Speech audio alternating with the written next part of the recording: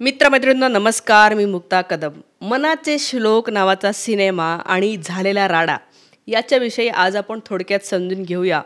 हे मनाचे श्लोक रचलेले रामदास स्वामी यांच्याविषयी काही ज्या वादग्रस्त गोष्टी बोलल्या जातात त्याच्यावरही आपण चर्चा करूया.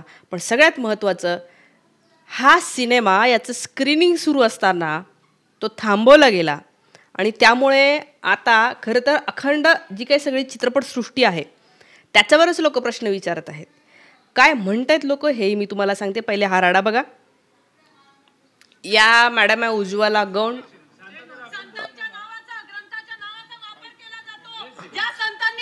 छत्रपती शिवाजी महाराजांच्या चळवळीमध्ये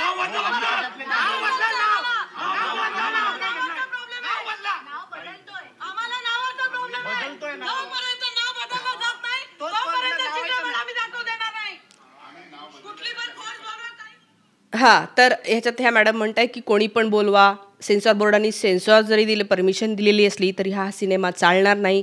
तुम्ही पोलिसांना बोलवा तरी पण आम्ही हा सिनेमा तुम्हाला इथे चालू देणार नाही. ज्या पद्धतीने हे चाललेलं आहे हे बेकायदेशीरच आहे.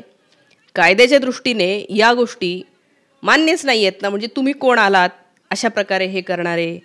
तुम्हाला नाव नाही आवडलं तर तुम्ही फेसबुकवर मोहीम चालवा, तुम्ही रस्त्यावर या, तुम्ही त्याच्या बाहेर आंदोलन करा. हे अशा प्रकारे सुरू असलेली गोष्ट बंद करणं एकदम चुकीचं आहे. आजच्या व्हिडिओत आपण हे सगळं पाहूया.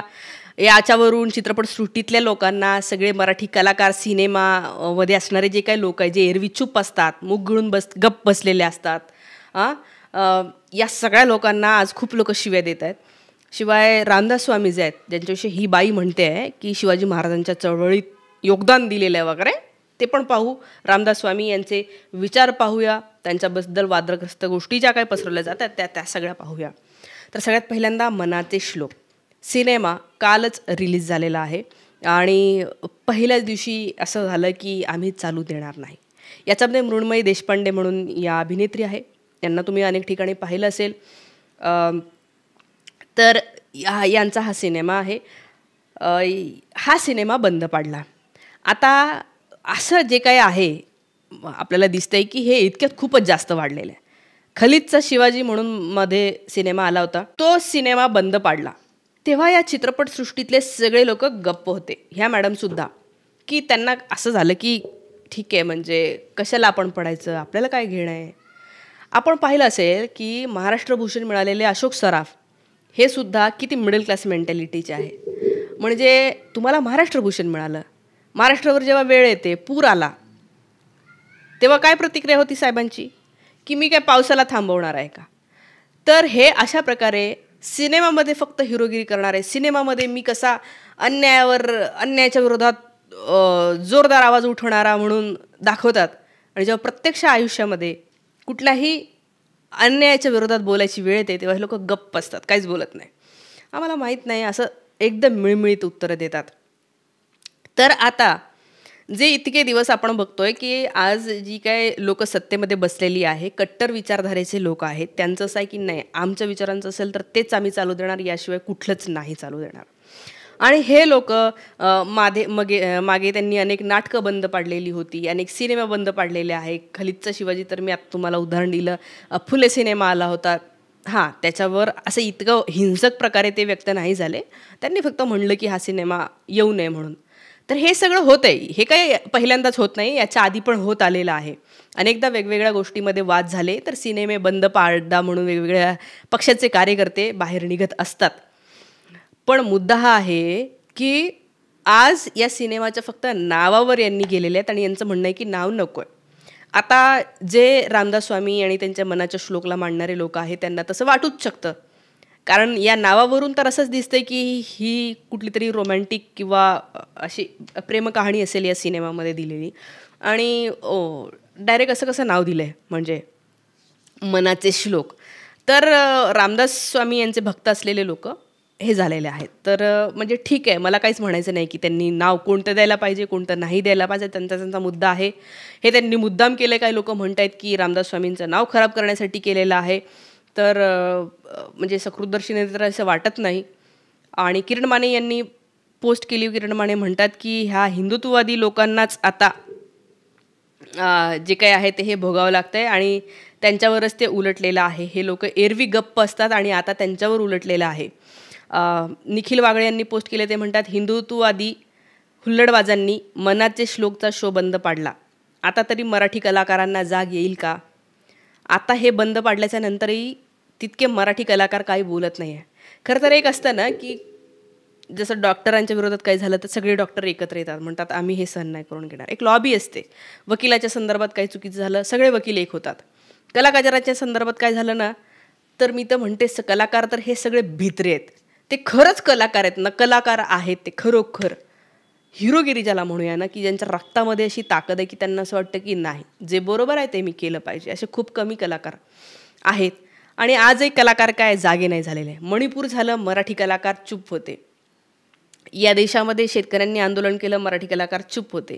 मराठे मुंबईमध्ये आले, त्यांना पाणी अन्न रोखलं, हे मराठी कलाकार चूप होते. मराठी कलाकार या देशामध्ये काहीही होऊ दे चूप असतात. त्यांना असं वाटतं जाऊ दे, मला काय घेणं आहे, माझ्यावर थोडी येत आहे. पण ते म्हणतात आज आपल्या देशामध्ये ज्यांची विचारधारा फॅसिस्ट आहे, हुकुमशाही आहे, ज्यांच्या आता हे भाजप आणि भाजप ज्यांना मातृसंस्था मानते ते RSS. तुम्ही पाहिले 100 वर्ष झाल्यामुळे काय काय कार्यक्रम त्यांनी केले.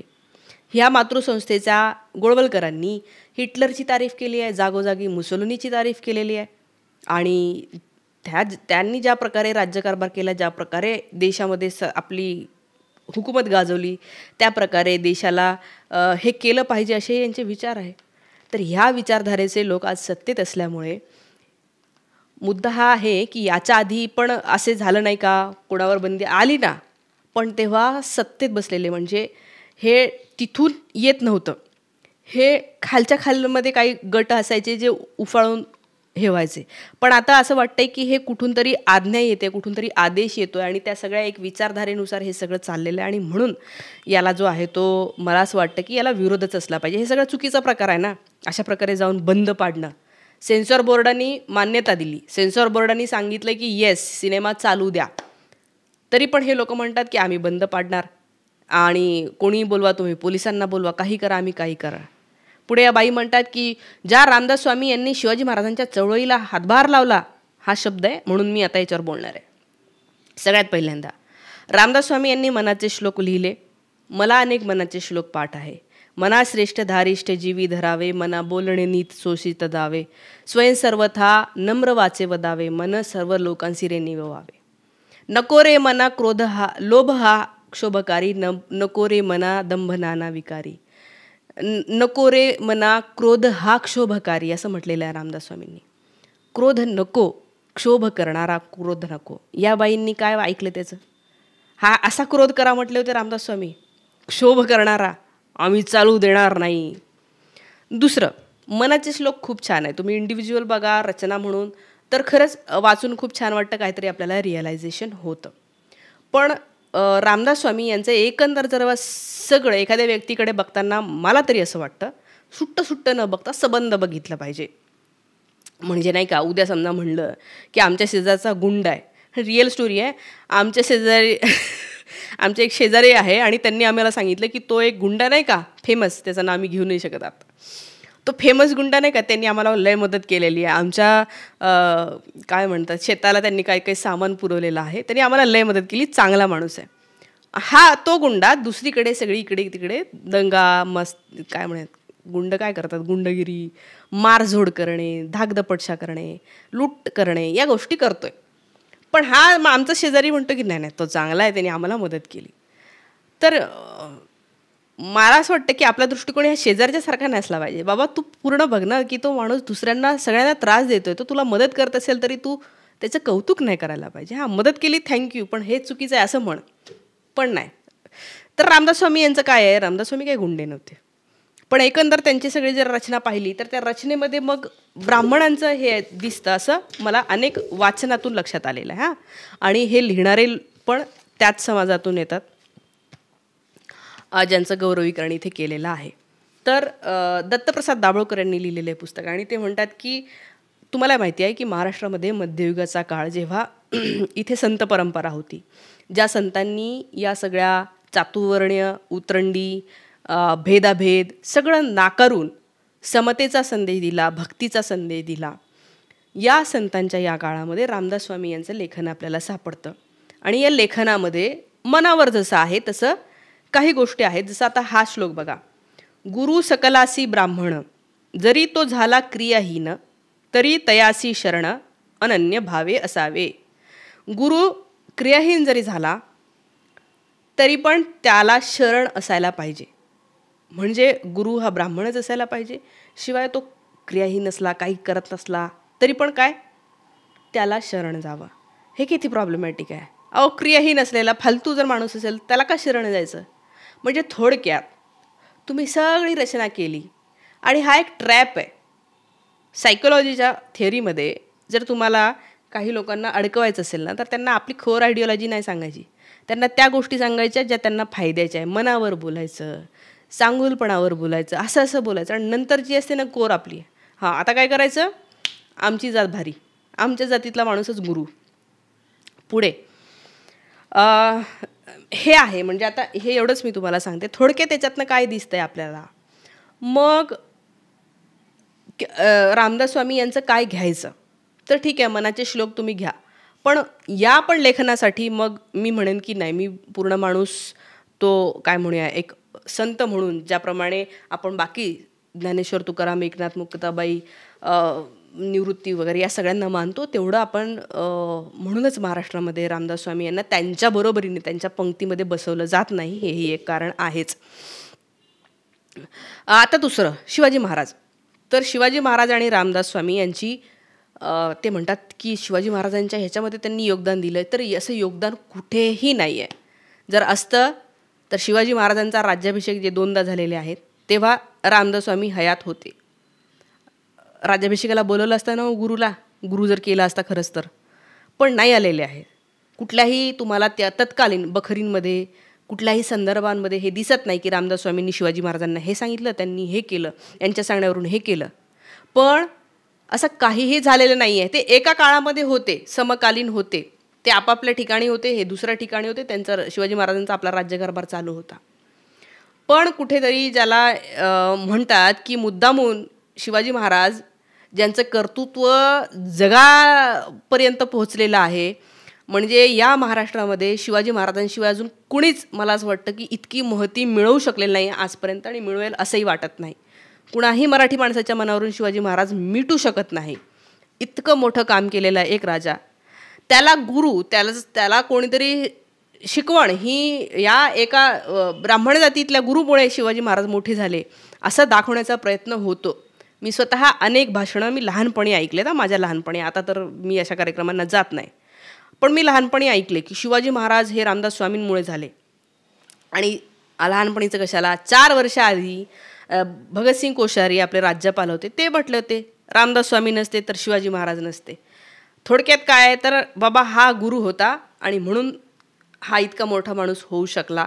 थोडक्यात हे नसते तर हे होऊ शकले नसते. हे कुठेतरी इनडायरेक्टली जे काही सगळं चाललेलं आहे, संस्कृतायझेशन ज्याला म्हणतात, तर हा याचा भाग आहे. या मॅडमनी हा उल्लेख करायलाच नव्हता पाहिजे की शिवाजी महाराजांच्या चळवळीमध्ये ज्यांनी हे केलं. नाही, तुम्ही सांगा मनाचे श्लोक लिहिले, आम्हाला ते आवडत नाही, हे नाव बदलवून टाका. अर्थात या सिनेमावाल्यांनी ते नाव बदलायचा निर्णय घेतला, तो त्यांचा मुद्दा आहे, मला त्याच्यात पडायचंच नाही आहे. आणि लोक म्हणतायत की अहो मराठी कलाकारांनो, तुम्ही कधी कोणासाठी बोललात, इथं संविधानाची विटंबना झाली, सोमनाथ सूर्यवंशीला मारलं, इथं त्या संतोष देशमुख यांची हत्या झाली, इथं कितीतरी प्रकार झाले, तेव्हा तुम्ही कुणीही बोलत नाही, कुणीही उभे राहत नाही. मग तुमच्यासाठी का उभं राहायचं. आता अर्थात ते मृण्मयी देशपांडेचा एक व्हिडिओ येतोय की तिने मराठवाड्यामधल्या पूरग्रस्त भागामध्ये शेतकऱ्यांना मदत केलेली आहे. खूप चांगली गोष्ट आहे, थँक्यू सो मच. आणि म्हणून मी हा व्हिडिओही बनवते आहे की अशा प्रकारे कुठल्याही सिनेमावर हे यायला नाही पाहिजे. त्याचा खर्च असतो, तो जातो, किती खर्चांनी ते सगळं बनवतात ना. आता अर्थात ते नाव बदलून तो सिनेमा आणणार आहे. आणि काही लोक म्हणतात की हा स्टंट असू शकतो मुद्दामून, की असं मुद्दामून काहीतरी करायचं आणि मग नाव बदलून जरी आला तरी मग लोक ते बघतात सिनेमा. या सगळ्या गोष्टी आहेत. या सगळ्या याच्यावर तुमच्या प्रतिक्रिया काय आहे त्या कमेंट करून मला नक्की सांगा. थांबते. Thank you so much.